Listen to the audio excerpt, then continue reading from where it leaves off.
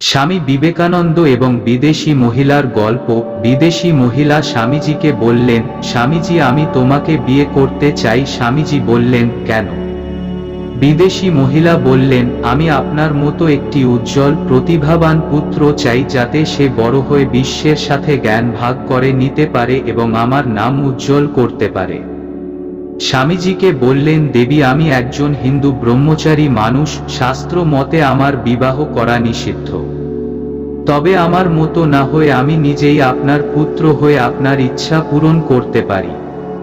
ভদ্রমহিলার সামনে হাত বাড়িয়ে বললেন, মা আমি তোমাকে আজ থেকে আমার মা মনে করিব। এখন তুমিও আমাকে তোমার সন্তান রূপে পেয়েছ, আর আমার ব্রহ্মচর্য খণ্ডিত হবে না।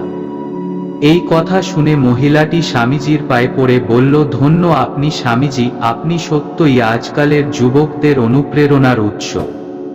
বন্ধুরা ভালো লাগলে সাবস্ক্রাইব করুন, লাইক দিন। ধন্যবাদ।